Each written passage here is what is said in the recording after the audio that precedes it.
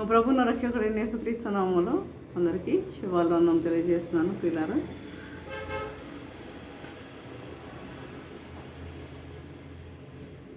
ఇది ఎందుకు ఏర్పాటు చేయబడిన లేఖన భాగం చూసినట్లయితే లోకాసు వార్త 22వ అధ్యాయము 51వ వచనము చూద్దాం. అయితే యేసు ఈ మట్టుకు తాళడని చెప్పి వాని చెవి ముట్టి బాగు చేశాను. ప్రార్థన చేసుకుంటున్నాం. పరిశుద్ధ ప్రేమ గల తండ్రి, నీ పరిశుద్ధ పాదమస్తత్వం దేవా ప్రభా తండ్రి, ఇంతవరకు ప్రభా ఇంతవరకు మమ్మల్ని సజీవులు కొంచెం విధానం బట్టి నైనా మీకు తెలియజేసుకుంటున్నాము తండ్రి. నైనా మేము వాక్యం ధ్యానించుకుంటుండగా మీరు మాతో ఉండండి తండ్రి. ప్రభా మాకు జ్ఞానం అనుగ్రహించండి నాయన ప్రభా తండ్రి. ప్రతి ఒక్కరి తండ్రి నేను గ్రహించగల మనసును వాక్యానుసారంగా జీవించి జీవితం దయచేయండి నాయన తండ్రి. అదే ప్రభా నన్ను నీ చాటును మరుగుపరచండి నాయన ప్రభా తండ్రిని నీ పొరగా సాధారణంగా వాడుకున్నామని మా ప్రభు అయితే నమ్మ బ్రతమాలు వినమ్గా వాడుకుంటున్నాము తండ్రి. ఆమె ఈరోజు అసలు అంశం ఏంటంటే యేసు చివరి గడియలో ఇక్కడ గెత్సేమనే తోటలో ప్రభు ప్రార్థిస్తున్నారు ఇక్కడ కదా, ప్రార్థించుకుంటున్నారు. శిష్యులను కూడా ప్రార్థించమన్నారు. కానీ శిష్యులు ఒక చోట ప్రార్థిస్తున్నారు. ప్రభు ఎంత దూరం వెళ్ళారు?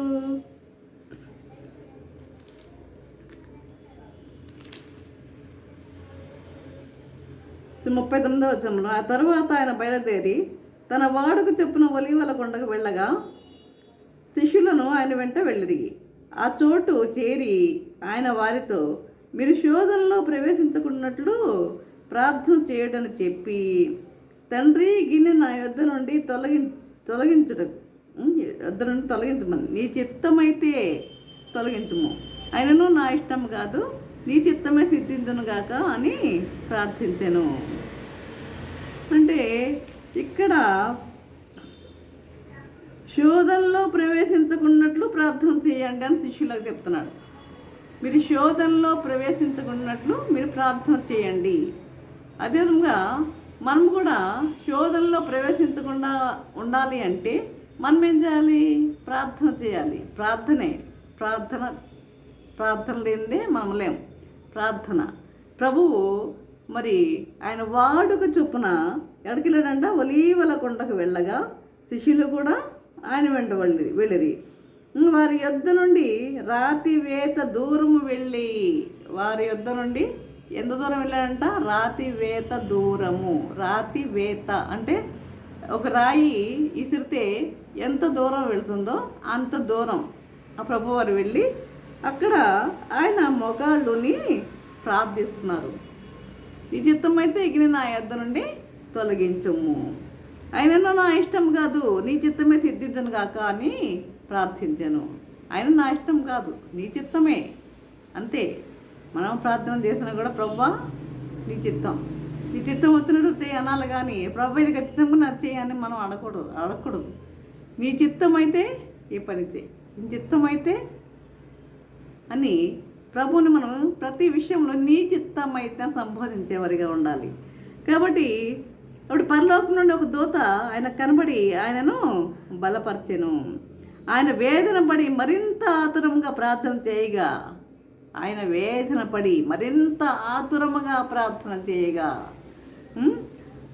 ఆయన చెమట నేలపడుచున్న గొప్ప రక్తపు బిందువుల వలె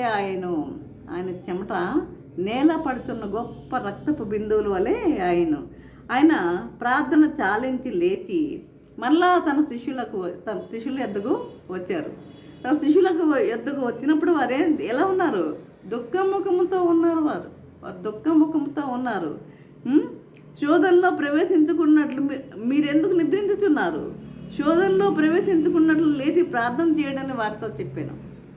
మళ్ళా చెప్తున్నాడు, మీరు శోధనలో ప్రవేశించుకున్నట్లు మీరు ప్రార్థన చేయడని చెప్పాను. ఆయన ఇంకాను మాట్లాడుతుండగా, ఇదిగో జనులు గుంపుగా వచ్చిరి. అంటే ఆ ప్రదేశము అంతా కూడా ఎవరికి తెలుసు? ఆ 12 మంది శిష్యుల్లో ఆ 12 మంది శిష్యులకి తెలుసు, అందులో ఇంకెవరంటే యోధా ఇస్కరియోతు కదా.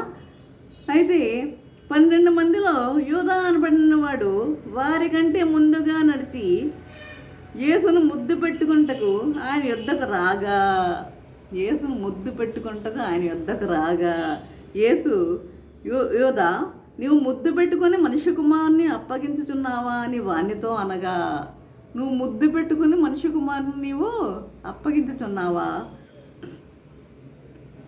అని అనగా, ఆయన చుట్టూ ఉన్నవారు జరగబోయేదాన్ని చూచి ప్రభువా కత్తితో నరుకుదుమా అని ఆయనను అడిగిరి. అంతలో వారిలో ఒకడు ప్రధాన యాజకుని దాసును కొట్టి వాని కుడి చెవి తెగ నరికెను. అంతలోనే ప్రధాన యాజకుని దాసును కొట్టి ఏం చేశాడు, వాని కుడి చెవి తెగ నరికాడు. అయితే యేసు ఈ మట్టుకు తాలుడని చెప్పి వాని చెవి ముట్టి బాగు చేశాడు. ఆ సమయంలో కూడా ప్రభువు కత్తి చేత పట్టద్దు, కత్తి పట్టవద్దు కాబట్టి ఏం చేశాడు, ఆ చెవి తెగ నరికితే మళ్ళీ ఆ వాని చెవి ముట్టి బాగు చేశాడు. యేసు తనను పట్టుకొని వచ్చిన ప్రధాన యాజకులతోనూ దేవాలయ అధిపతులతోనూ పెద్దలతోనూ మీరు బందిపోటు దొంగను పట్టుకుంటూ వచ్చారేంటి?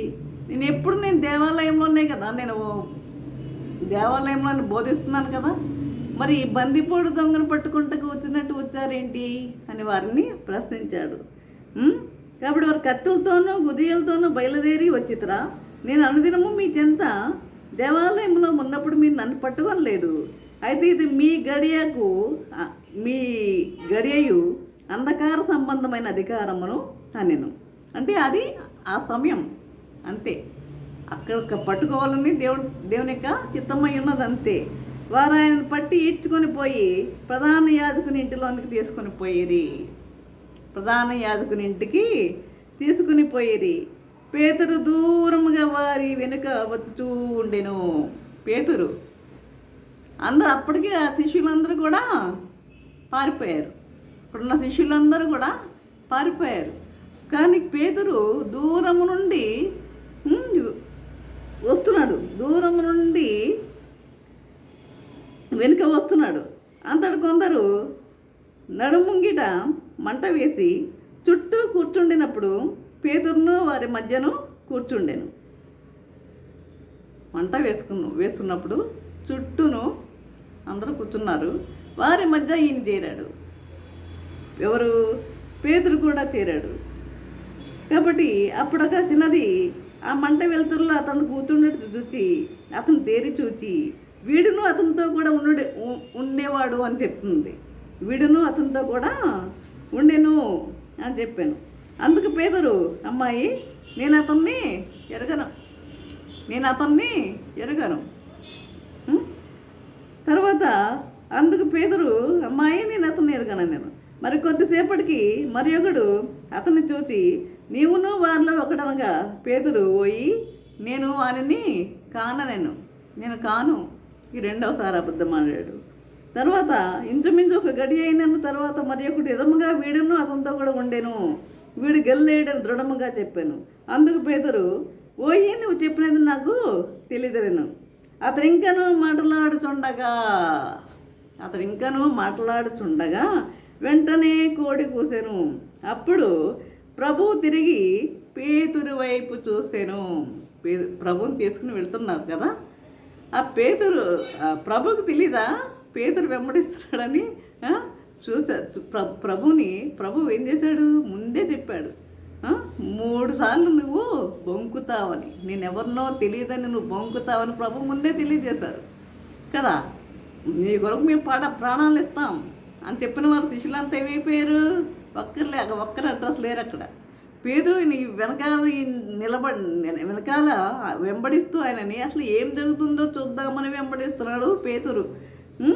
కాబట్టి యూదంకి అతను ఇంకా మాట్లాడుతుండగా వెంటనే కోడి కూసాను. అప్పుడు ప్రభువు తిరిగి పేతురు వైపు చూశాను.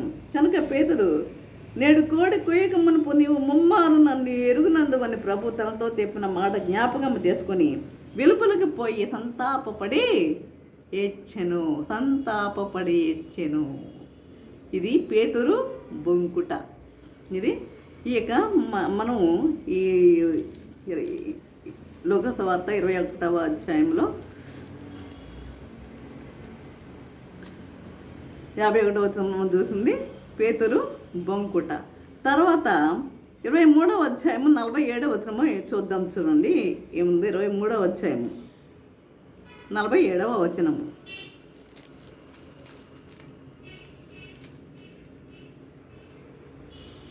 నలభై 47వ వచనం. 23వ అధ్యాయము 47వ వచనం.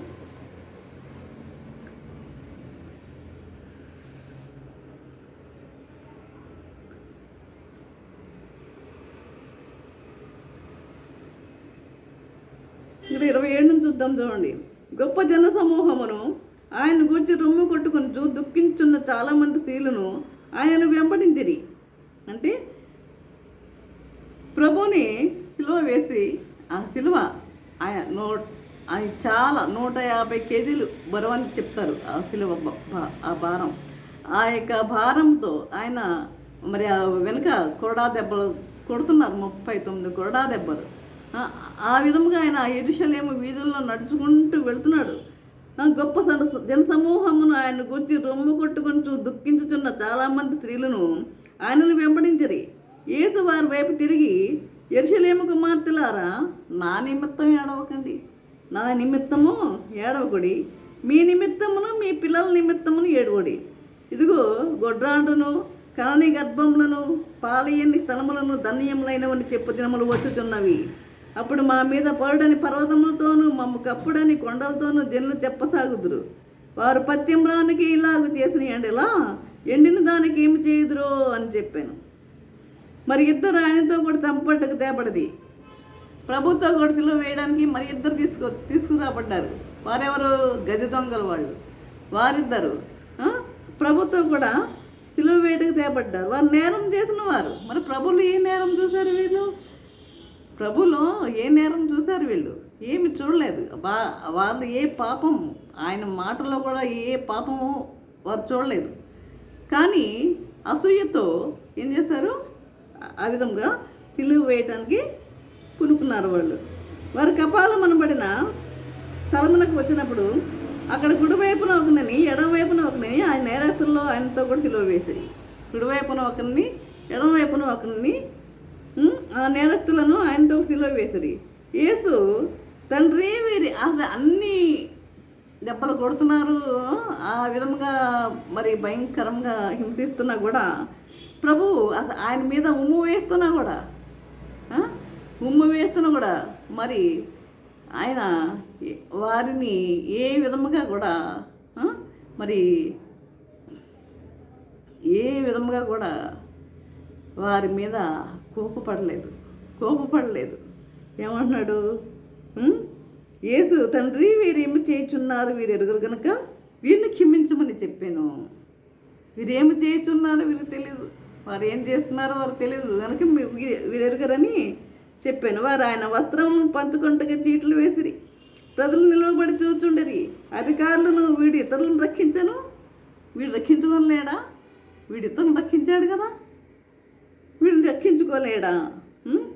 వీడు దేవుడు ఏర్పరచుకున్న క్రీస్తైన ఎడలా తను తాను రక్షించుకొను కదా అని అపహసించిరి. అంత సైనికులు ఆయన ఎద్దకు వచ్చి ఆయనకి ఏమిచ్చారు? చిరకనిచ్చి, నీవు యూదుల రాజు అయితే నిన్ను నీవే రక్షించుకొనుము. నీవు కనుక యూదుల రాజు అయితే నిన్ను నీవే రక్షించుకొనుము, యూదుల రాజు ఉండవు నీవే రక్షించుకొనుమని ఆయన అపహాసించిరి. ఇతడు యూదుల రాజుని పై విలాసము కూడా ఆయనకు పైగా వ్రాయబడిను. యూదుల రాజుని పై విలాసమును కూడా ఆయనకు పైగా వ్రాయబడిను. వేలాడదీయబడిన నేరస్తుల్లో ఒకడు ఆయనను దూషించుచు, నీవు క్రీస్తువు కదా. ఒక ఎడమ వైపు ఉన్న దొంగ ఏమంటున్నాడు? నీవు క్రీస్తువు కదా, నిన్ను రక్షించుకొని మమ్మల్ని కూడా రక్షించు అంటున్నాడు. నీవు రక్షించుకో, మమ్మల్ని కూడా రక్షించమని చెప్పాను. అయితే రెండవ వాడు వాడిని గద్దించి, నీవు అదే శిక్షా విధిలో ఉన్నావు కనుక నువ్వు దేవునికి భయపడవా? ఇంత చేస్తున్నా కూడా ప్రభు ఏమి మాట్లాడటం చూసిన కుడివైపున ఉన్న దొంగకి అతనిలో పశ్చాత్తాపం అనేది కలిగింది. మనమైతే అంటే ఇద్దరు దొంగలు నేరస్తులు, ఆ? కానీ ప్రభు ఏ నేరం చేశాడు? అని ఇంతగా బాధ పెడుతున్నా కూడా వారిని ఒక్క మాట కూడా అనలేదే. ఆ? మరి ఆ రోజుల్లో సిలువ వేసిన వారంట ఎలా సిలువ మీద ఉన్నవారంట ఎదురుగా ఉన్న వారిని చూసి బండ బూతులు తిట్టేవారంట. బండ బూతులు తిడతా ఉంటే వారి యొక్క నాలుకలను కోసేసేవారంట అని ఒక శిశురు అనే పండితుడు చెప్పడం జరిగింది. కాబట్టి కానీ వారు అంతగా ఆ విధంగా దూషిస్తున్నా కూడా ప్రభువు నోరు తెరవలేదు. ఆయన బాధింపబడి నోరు తెరవలేదు. ఇవన్నీ చూస్తున్నాడు కుడివైపున ఉన్న దొంగ. చూసి నీవు అదే శిక్షా విధిలో ఉన్నావు గనక దేవునికి భయపడవా? మనకైతే ఇది న్యాయమే. మన పాపం చేసాం, మన నేరం చేసాం, గది దొంగలం, మనకు నేరమే.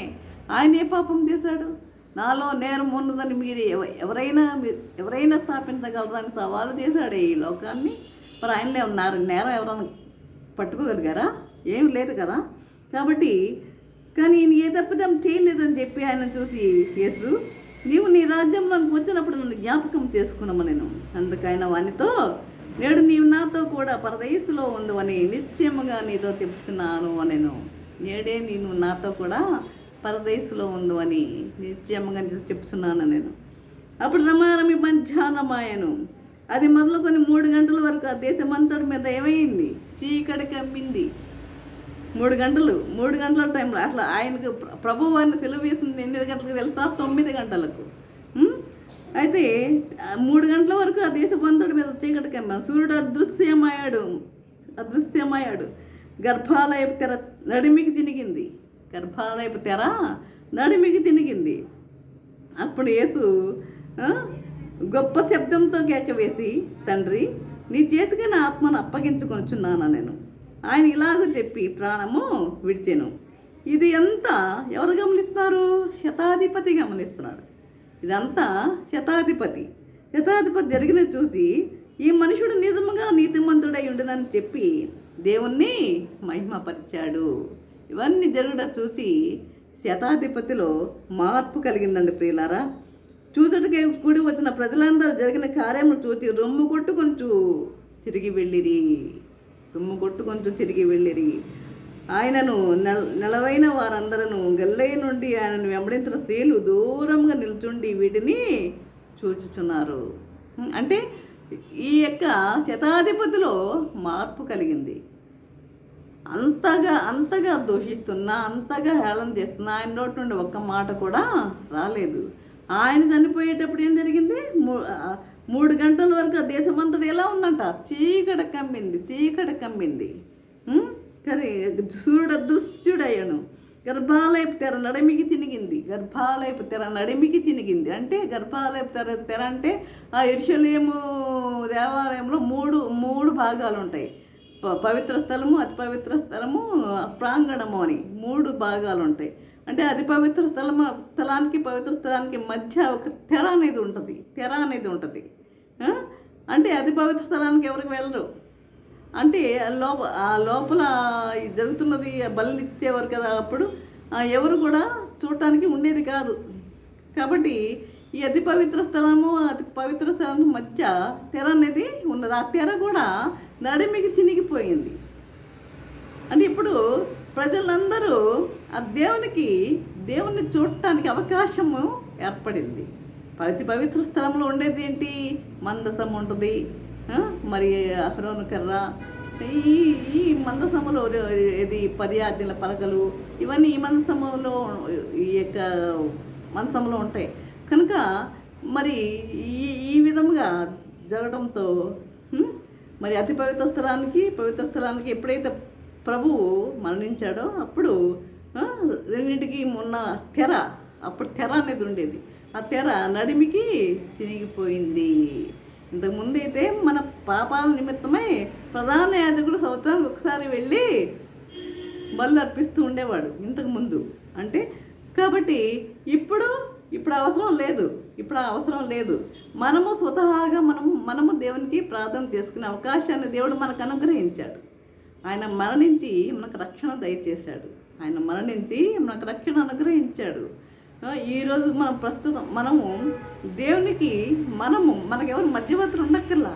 ప్రభువుతోనే మనము ప్రభువుతోనే ఎలా ఎలా ఆయనతో ఏకాంతంగా గడిపే అవకాశాన్ని కూడా దేవుడు మనకి అనుగ్రహించాడు. అవకాశాన్ని ఎవరన్నా ఉపయోగించుకుంటున్నారా? అవకాశాన్ని, ప్రభు ఇచ్చిన అవకాశాన్ని ఎంతమంది ఉపయోగించుకుంటున్నారు? అసలు మన కొరకు ఇతరులు ప్రార్థన చేయవలసిన అవసరం కూడా లేదు. మనమే చేసుకోవచ్చు.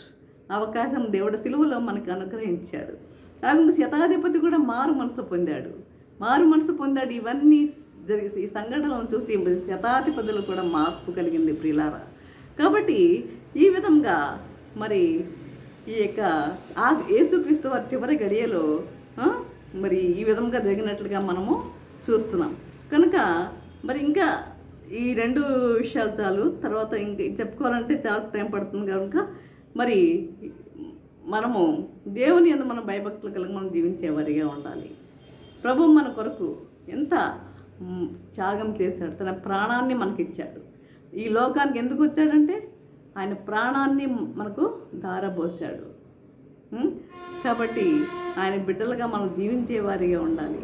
మారు మనసు పొంది జీవించేవారిగా ఉండాలి.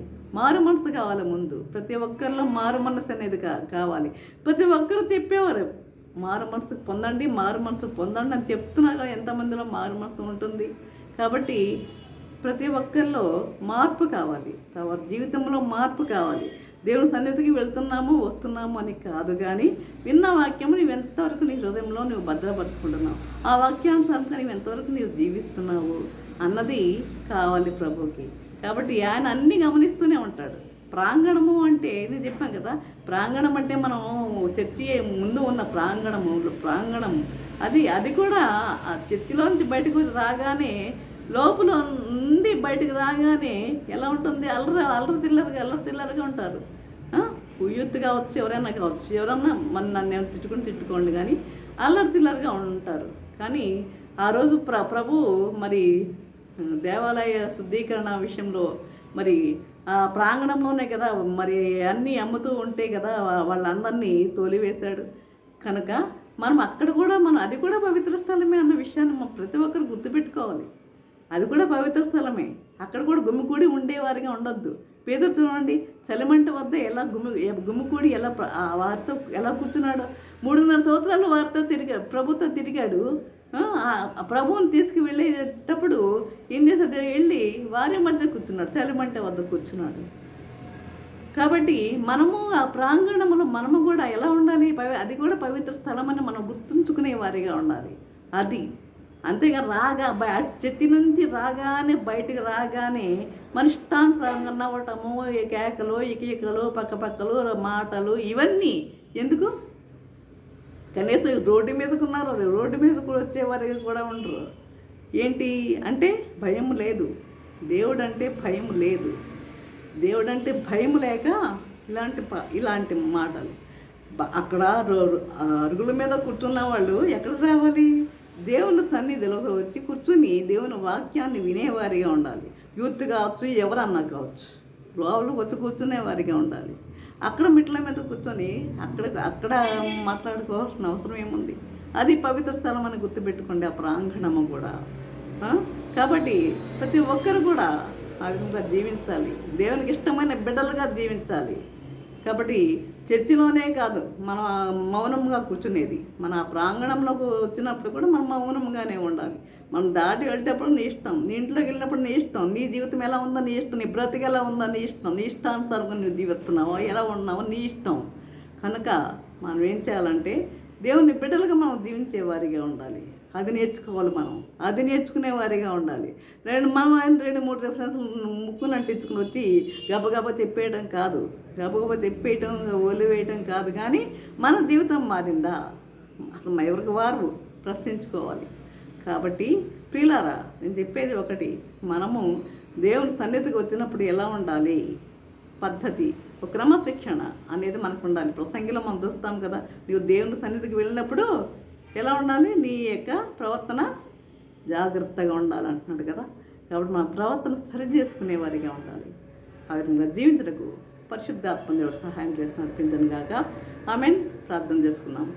పరిశుద్ర ప్రేమగల తండ్రి, నీ పరిశుద్ధ పాదముతో దేవా ప్రభా తండ్రి ఇంత ఉన్నాయి ప్రభా, నీ వాక్యం ద్వారా తండ్రి మాతో మాట్లాడిన విధానం బట్టి మీకు వందం తెలియజేసుకుంటున్నాం ప్రభా.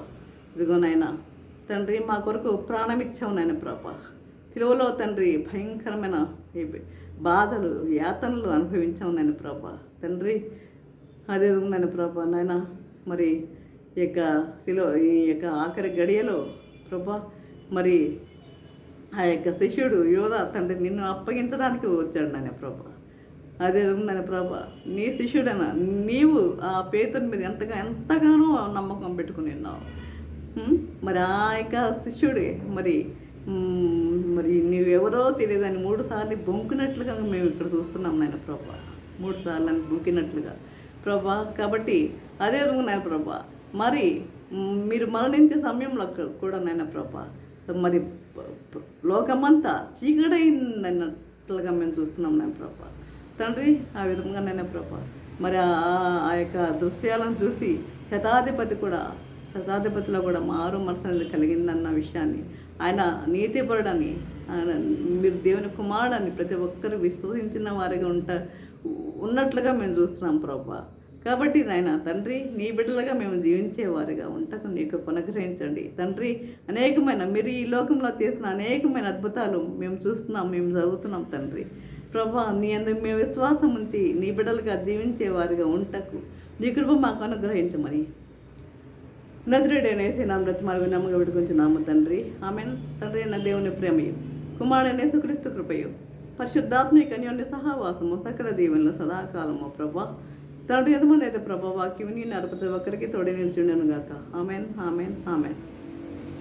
తండ్రి అయిన దేవుని ప్రేమయు కుమారుడైన యేసుక్రీస్తు కృపయు పరిశుద్ధాత్మిక అన్యోన్య సహవాసము సకల దీవెనలు సదాకాలము ప్రభా ఎంతమంది అయితే ప్రభా వాక్యం నిన్నారు ప్రతి ఒక్కరికి తోడే నిలిచిండను గాక. Amen amen amen.